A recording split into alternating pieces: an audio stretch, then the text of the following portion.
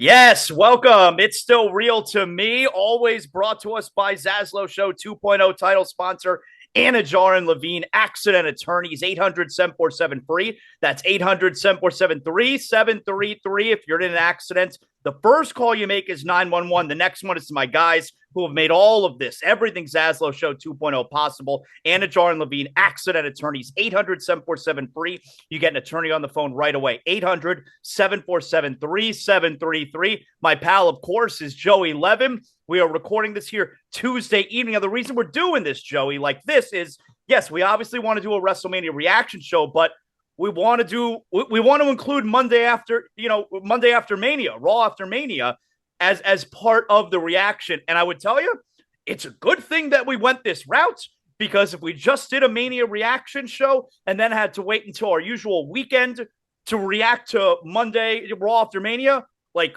wow, that would not have been the play. So we got a lot to cover here. You doing all right? Everything okay? You ready to get this thing kick-started? Yeah, I mean, I think we would have had to do like an emergency. It would have had to have been an emergency pod, because right? I mean, between the sale and then everything that went on Raw, like you couldn't not discuss it for a week. It's just There's just too much. It's been a whirlwind. Like we were just talking about it right before we came on. Like WrestleMania, we're going to talk about it. Obviously, it feels like it was 2 weeks ago after the last 24 hours. It's crazy. So let's talk about the good stuff. All right. The good stuff is WrestleMania. The bad stuff, and potentially really bad stuff, was last night. All right. So Yeah. let's do Mania. Overall, I loved it. I thought it was a fantastic weekend. I left those two shows thinking to myself, man, no one does entertainment like WWE. It really is the greatest show in the world after a weekend like this. Just phenomenal. Now, night one was better overall than night two, but night two had the big moment that, I mean, so we'll get to that. All right. Night one, the big highlights, though, from night one. Let's just start with the main event. Okay. So, like pretty much everyone thought, KO and Except for me. You were still riding with Uso Penitentiary. Yeah. So KO and Sammy win the main event. They decided to go with the tag team championship as the main event. So I was right, because you did have Rhea win, but you don't want to end the night with the heel winning. You want to end night one with the bloodline story, and then KO, Sammy holding up the belts, all the fireworks, the hugging, the huge pop. So obviously the right direction to go. Yeah, I mean, it makes sense. I wouldn't have been shocked either way. But yeah, I mean, Sammy needed to get a moment. The culmination. The story with Sammy too is like everything he's done with the bloodline and all the stuff in Montreal and Rumble and all that stuff. It's been so good. But you almost forgot going in, like a lot of the story he's been telling, and like even when he did his interviews with Helwani and all that, was a year ago I was doing a match with Johnny Knoxville, right? And now look at me. So like he mentioned it again on Monday night on Raw. And Knoxville was at Mania saying Sammy sucks. Like they brought it all back to give him his moment winning the tag titles with KO. So, and you know what? I want to add, as far as, man, Sammy should main event WrestleMania against Roman, or it should have been Sammy should have gotten that moment and beat Roman at, whichever, I forget the name of the pay-per-view that was in Montreal. And it's like Elimination Chamber. And it's like, we all need to settle down with that kind of stuff, because while Sammy is not the world champion, while Sammy did not beat Roman, can we just acknowledge that Sammy's story culminated in him winning the main event at WrestleMania? I would say everything worked out pretty damn well for Sami Zayn. Yeah. I think I saw first Muslim to main event WrestleMania. I want to say definitely first Syrian. Yeah, right. To main event WrestleMania. Also, beating Roman would be great. Getting that moment would be great. Winning the main event of WrestleMania is as big as it gets. Biggest tag match in the history of WrestleMania.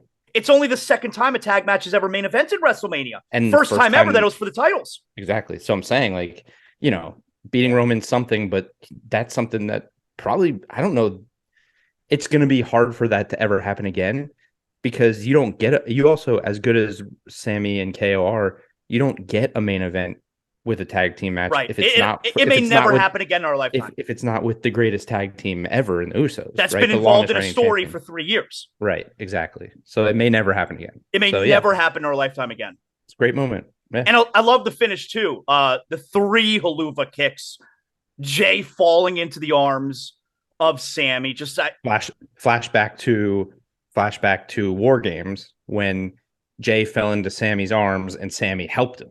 This time, Sammy pushes him and gives him the haluva. So well done. I loved it. It was a fantastic match. It was obviously the right call. The pop was amazing. How about Cena versus Austin Theory? It was good. You know, it felt kind of weird where, well, and we all know Cena is the greatest with the Make-A-Wish. There's never been anyone like him in the history of the world when it comes to that kind of stuff. And look, we know Cena's going to lose, but once they have the Make-A-Wish kids on the stage, like, whoa. Are we actually trotting out the Make-A-Wish kids and Cena's going to lose this match? And yes, that was what happened. And can I also tell you, and I know, it's a funny anecdote back when, Hogan dropped the belt to Sting back at Starrcade, 97 or 98. But like Cena, could he have been any more pale? Can you get yourself a tan? Joey. Yeah. Oh my God. Like, dude was pale. Yeah, I mean, which is interesting because he's in Hollywood. You'd think he would always have a spray tan ready for any time he had to shoot something. Man. But I don't know, maybe this has been discussed or alluded to or something like that, but my instinct with the Make-A-Wish kids was this is it for Cena. Like, this is his last, obviously guys come back, but I just mean like last real Mania match, and he wanted to have that last opportunity to do something like that with them. That's what it struck me as. And then I did love the that. way I way he reacted after the match too. I don't necessarily agree, but I loved the kids being there. It was great. That's what he's. I mean, he's the king of it, right? Doesn't he have like 5 times the Make-A-Wishes than any other human on the planet? Yeah, he is by far he's like the Wayne Gretzky of Make-A-Wish. Yeah, it's unbelievable. No one else is close. Not even close. Like I think he has more wishes granted than like all other wishes combined or something. Right, it might be. It's some crazy stat like that. I don't know. It might be. So let's get to Ray and Dominic here. I thought Dominic was going over. And this is one of those deals. Yeah. This is one of those deals where, and this happens a lot with gambling, right? Where you made one bet, and then after the game, it's like, how did I not see that? So stupid. And that's how I felt after Ray versus Dominic, where I'm like, hold on us. And it wasn't even like when Snoop brought him out in the caddy and you had Eddie's music playing. It wasn't even that moment. Of course, it was awesome. Cool. But it wasn't even in that moment. It was afterward, and I had to say to myself, how stupid am I to have believed that Rey Mysterio is going to go into the Hall of Fame and then lose at WrestleMania? Like, well, I'm so stupid. In your defense, and in my defense, when this match was announced, we immediately thought it was a retirement match. I thought it was a career match, yeah. And I think we never really got past that. And I think if Ray is going to retire, he's going to have his son retire him. Yeah. And I think that was initially, we were like, this is what's happening. And I think that was kind of stuck in our mind. Like, Dom's he's going to put over his son and this and that. But yes, like once we realized, wait a minute, he's not retiring. If in fact, he may be around for a long time, Ray's winning this match. And so far, all the matches that we mentioned so far, they were all really good to great. Cena Theory was really good.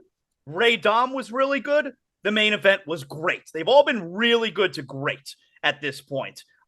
Seth Rollins, unless you have anything else to add about Ray and Dominic, that story is clearly not over. It's got a lot of legs to it. Obviously, Bad Bunny gets involved, which sets up. Oh, Raw. Yes, of course. That I loved that. I thought that was cool. Just grab the chain from him. I thought that was a really cool part of the match. Yep, and I like anything. I mean, they had to do something with Bad Bunny because he's Puerto Rico backlash, so we knew he was going to get him. Well, and we're clearly getting Ray and Bad Bunny against Dom and Priest. Very obvious. Which got set up on Raw, which maybe was the only redeeming thing from Raw, which one of the very, very few highlights of Raw. But I think Bad Bunny's going to be in the LWO because I think you mentioned that, didn't you, before WrestleMania? I didn't. I didn't even think about it, but after we'll talk about Raw, but after WWE posted the highlight of Priest choke slamming Bad Bunny through the table, and they're supposed to be friends. And Zelina and Santos, they all quote tweeted it like, "What the fuck?" Like they were like responding. So and then Santos tweeted a picture of himself today wearing the LWO shirt. So I think we might get a Bad Bunny LWO induction. Okay. Seth Rollins, Logan Paul was predictably awesome. Of course. Logan's Paul entrance. Coming to the ring like, oh, yeah, Shawn Michaels, back in WrestleMania 12 or 13, whatever it was. And the dude. Wait, I have a question for you. Yeah. Did you before tonight or before Mania or when the mask came off of the Prime bottle, did you know who KSI was? I thought it was R-Truth. Yeah, I could see that. But do you know KSI? Do you know of KSI? Are you aware of him? I mean, I know you're aware of him, but do you know? He's done some of the bullshit YouTube boxing, right? Hasn't he done some of that? Well, no. Well, him and Logan were like two of the Logan's only pro fight is against KSI. And now they're business partners with Prime. Yeah. So once KSI is essentially the Logan Paul of England. Like he is massive. He's massive in the UK. Oh, he's not even American. He's not American. No, he's English, British. So when he took the mask off, my son immediately knew who it was. Like, oh, okay, I've heard of him. Yeah. All right, so there you go. He's huge. That spot with the selfie and then Seth pulling him onto the table was awesome, and it was really flawlessly done. Mm-hmm. It wasn't corny where like, why is he still laying there? He should have gotten out of the way. The timing of all of it was perfect. It was so well done. Seth playing possum, throwing Logan into the ring, pedigree, stomp. It was really, really cool. I loved the match. You got anything to add for that? I thought Logan. I thought Logan would win just because, he's obviously great, and now he's 0-2. Like eventually he's got to win a match. Like you can't keep bringing in one of the most. 0-2. He lost to Roman. He lost to Seth. When he teamed up with Miz, he won. Yeah. Okay, I guess he's 0-2 in big matches and like against the top guys, which I guess is understandable. He's never obviously he wasn't going to beat Roman, but I thought he would beat Seth. Like he doesn't lose anything though. No, he doesn't. But I think if his fans, some of his fans are younger still, and I think if you want to keep them invested in him being like a WWE superstar, like let's make it seem like he might win some matches, but. It doesn't matter. I mean, also got to remember he's big time heel. So right. So that match was great. My first match that when Sunday rolled around and I said, I got to watch this match again. It was that good. Was Rhea and Charlotte. I had to watch it again. Not tag team turmoil. No, not which wasn't bad. Can I get a shout out for my guy, Chad Gable? I mean, come on. The rolling German suplex on Braun. I mean, and my other guy, Angelo Dawkins, sending Braun into the stratosphere. I at least had to bring those two moments. The men's tag team turmoil was good. The women's I thought was shit. I didn't even understand. Well, yeah, it's horrendous. Well, because Rousey's clearly not cleared to compete. She was in the ring for 1 minute. It was terrible. Yeah, for the finish, and then Baszler got hurt in the match, so it was like a mess. It was a mess. Yeah. So I had to watch again the next day, Charlotte and Rhea. That was high drama. It may be my favorite WWE Women's Championship match. Now, my favorite Women's Championship match, period, had always been Sasha Bayley NXT TakeOver when Bayley first won her first ever title. That's probably my favorite, period. But for WWE Championship, this might be my all-time favorite Women's Championship match. Super high drama. Rhea is just a beast out there. She looks like it just oozes massive star. And I thought her celebration was great. The finish was great. I mean, what a cool spot. She slams her head on the post. And so now she's in perfect position for Riptide up at the top of the turnbuckle. Just a tremendously creative finish. And Rhea celebrating in the ring looks like a massive star. What did you make of Charlotte, who, and I guess there's thoughts that she may go away for a little bit right now. Yeah, I saw like she might be doing a bodybuilding competition. But what were your thoughts of Charlotte, who, was not taking the loss hard? She was essentially showing respect to Rhea. Like, she had a smile on her face outside the ring. She was kind of patting her heart as well. It was a little bit passing the torch. It was that, and it also just looked like she genuinely understood what they just did. Yeah. Like, it was like respect to Rhea for doing what they did, but also just like pride. Like, we did what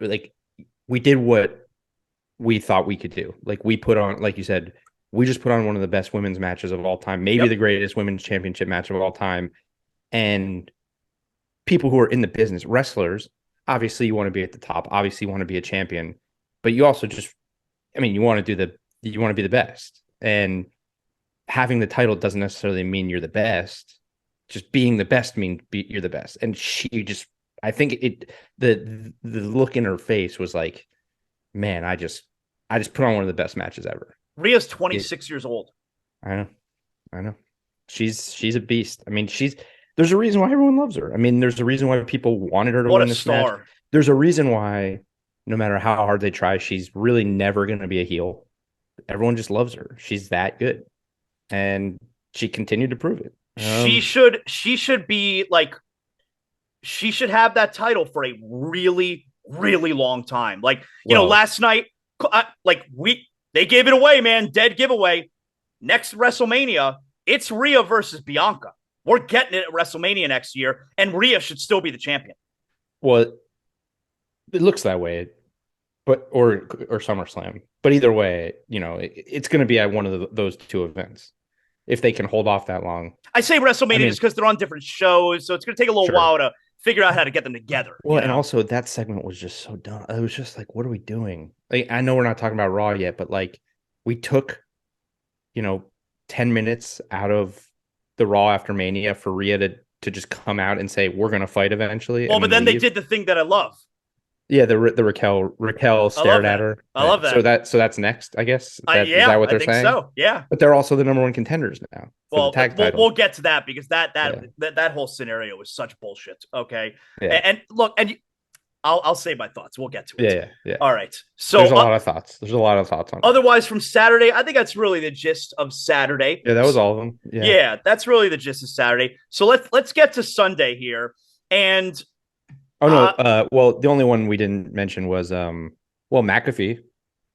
Yeah, just not necessary. I don't know. And then Damage Control losing, which seemingly has led to potentially Becky leaving the company, which we can talk about. Not Becky, Bailey. Yeah. I don't know what's going on. I don't know. There's a lot of speculation out there. I don't know what's going on there either. All right, so we get to Sunday. Hell in a Cell. We did not. Gangrel did fly home. We did not get Brood, a Brood reunion of sorts, but nonetheless, Edge's intro. I don't really know what was happening there, but I know it was cool as fuck.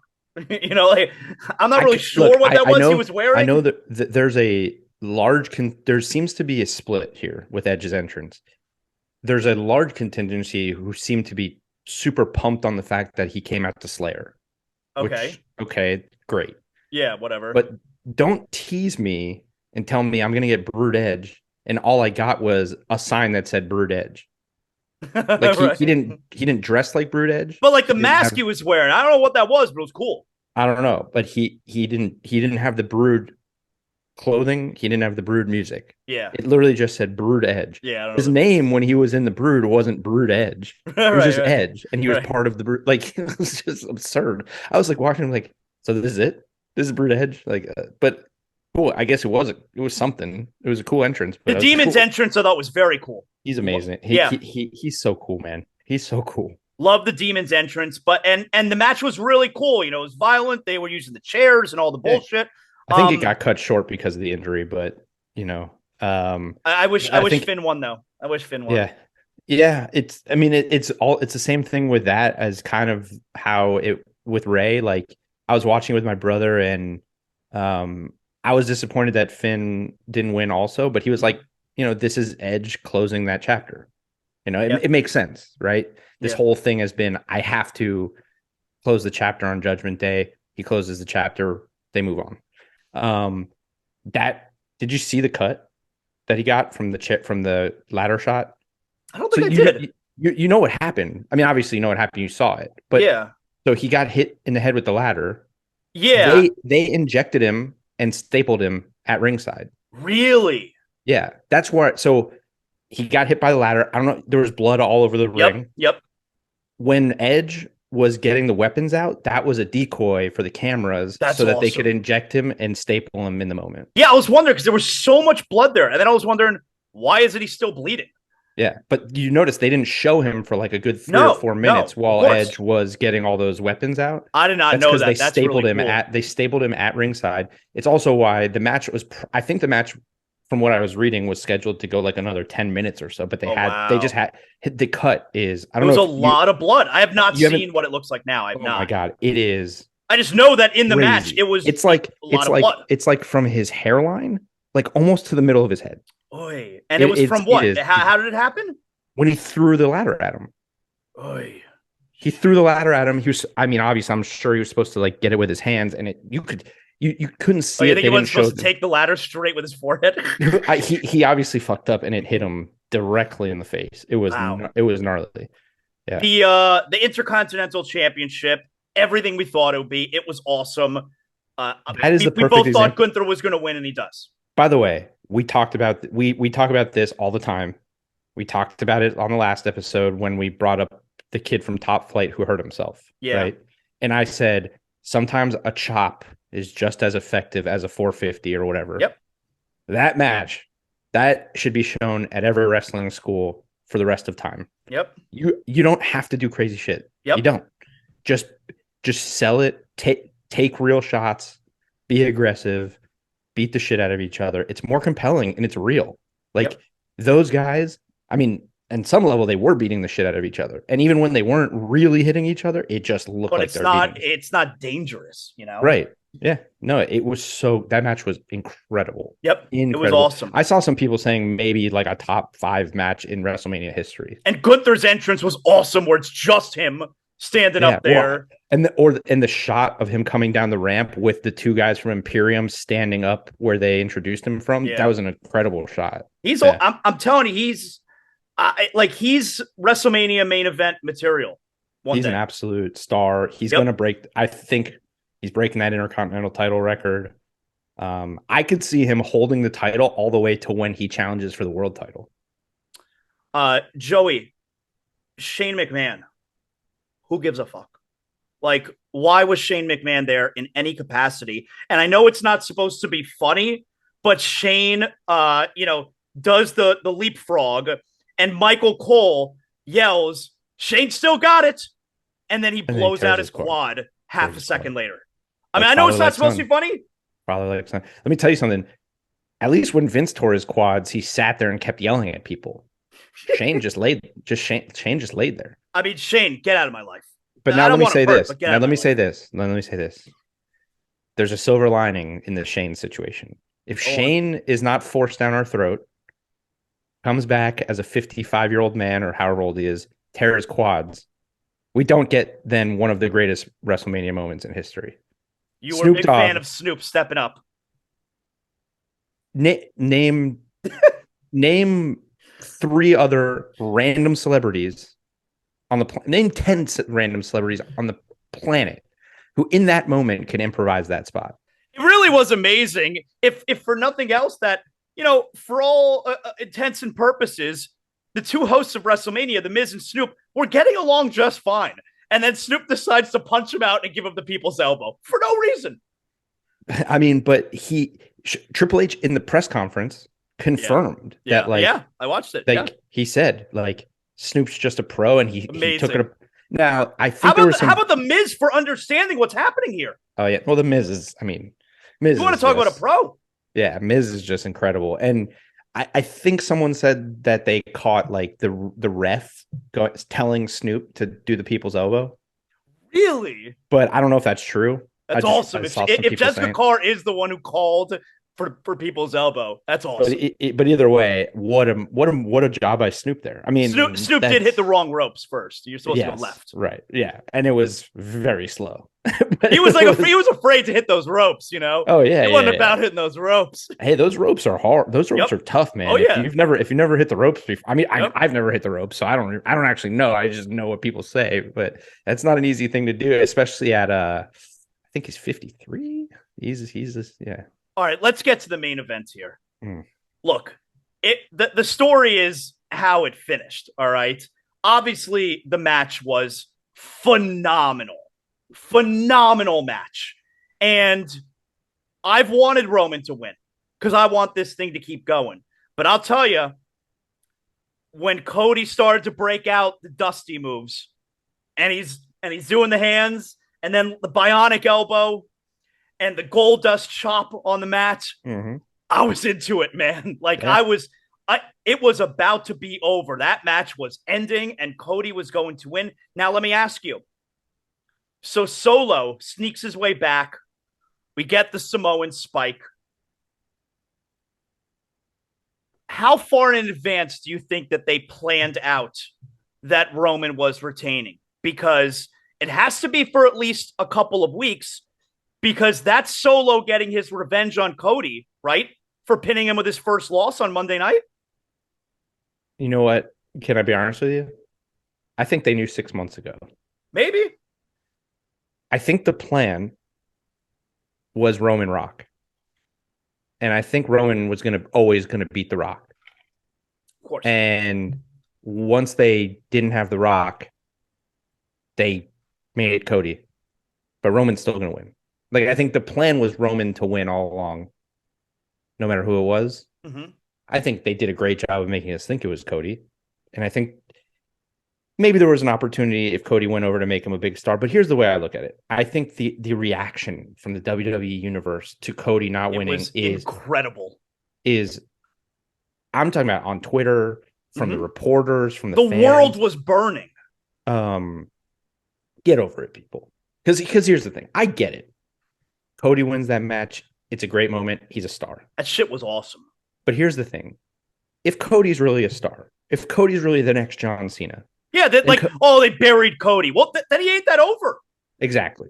Because if Cody comes back and wins at Backlash, or he wins at Chamber, or he wins at SummerSlam, and he goes on, but I'm just saying, no, yes, but also, no matter where he wins, if he goes on after that, and he dominates for the next 10 years, and he's the best babyface for the next 10 years, and he is the next John Cena, are you going to look back in 10 years and be like, but remember when they buried him and he lost to Roman? Not. No, of course not. Like, what are we talking about here? If he's really that big of a star, he's going to be a star. If you lose to Roman Reigns at WrestleMania and you're buried, you were never over.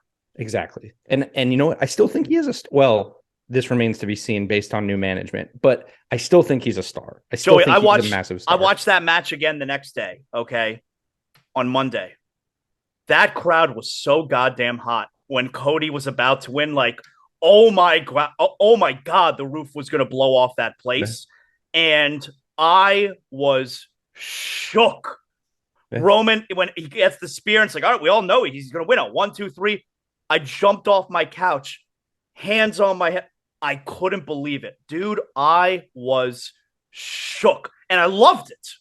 Yeah. And I loved it. I was shook. Yeah, I mean, if there's anything to be a little like down on from the match, it's Solo being the reason why Cody lost. I mean, it's like, I get it that they're helped him retain against McIntyre also. I know, but this is Mania. This is just so like, I think there's a repetitiveness to it that people are getting frustrated with too. But I'm not frustrated with it. But it just the bloodline thing continues. And yeah, B, that's what I want. And B, Roman's more of a heel now than he's ever been. Yeah. And that's the goal. How about we stop cheering for the big heel and now everybody hates him? Good. Right. Good. Right. That's where we are now. Even though last night on Raw, just as many cheers. as booze, not as there used to be. The crowd was pretty hostile with him. There was a lot of booze. There was a lot of ones being thrown up. All right, so let me tell you about Raw. All right, so let me tell you how I experienced Monday Night Raw last night. You know, I never complain about like, oh, Raw sucked this week. This show sucks. Even when Vince, we knew was, normal Vince. Vince is in charge of everything. And it certainly feels that way today on Tuesday that he's back to being in charge of everything. I've never been that guy. Oh, this show sucks. Vince is out of touch. In the middle of that show last night, Joey, I had to go to Twitter. All right. And I put out there, I got to tell you, this show sucks tonight. This is a terrible show. Just bad and boring, and nothing is happening. And Bobby Lashley's doing bullshit promos in the back. And Damage Control is in a tag team #1 contender match, even though a tag team turmoil match took place the night before. How is that team not the #1 contender? No explanation whether or not Ronda's hurt or not. By the way, where's Bayley? We're not even mentioning Bayley. Where the hell is Bayley? Seth Rollins' segment last night was for the crowd to serenade him, and then his segment is over. How about... Did you see? I did. Apparently, like, the stage manager during the commercial break told him, hey, you're out of here. Like, segment's over. And not a single NXT call-up. Like, there were two moments where I thought we were about to get something really cool. One of them was when, who was it? KO and Sammy were, who wants to challenge us? Street Profits came out. I was like, all right, I thought we were about to get someone like really cool debut or something. Nope, didn't happen. And then Riddle eventually comes out. Look, Riddle's fine, but that was the big reveal of the night. That's the big surprise. Braun Breaker lost his title on Saturday afternoon. He didn't debut on Raw after Mania. We get nobody from NXT. Randy Orton's in LA. We get nothing, no Randy Orton, no big returns. And then like an all-time bait and switch. We're about to get Roman and Brock fighting on Raw. Brock hasn't fought on Raw in 21 years. I can't tell you the last time Roman fought on Raw. It's been years. And they're going to fight in the main event, which has been advertised the entire night. You want to talk about a bait and switch? And look, I'll let it play out. Why did Brock do what he did? But why did he do what he did? Like, I have no idea what's happening with this show. It was a terrible show. It's a problem. There's only one episode of Raw that I get excited for. Like, I watch Raw. I love Raw. I love SmackDown. It's fun. But I don't get excited every week to just sit down and watch it live. I try to watch as much as I can live, and then I catch up. I never watch it live. I watched it live last night. There's only one episode a year that I get excited for. Like, I sat like all day yesterday. I was like, tonight's gonna be sweet. That was the most disappointing episode of WWE television maybe that I've ever watched in my life. Not just awful. Raw after Mania, like in my life. It was awful. It was, none of it made sense. It was bad. I couldn't believe it. I just couldn't believe what I was watching. I couldn't believe what I was watching. And I couldn't believe it. So much has come out today about it with the Vince stuff. It's a little concerning for the future of where things are headed. It's very concerning. If a lot of this stuff is true.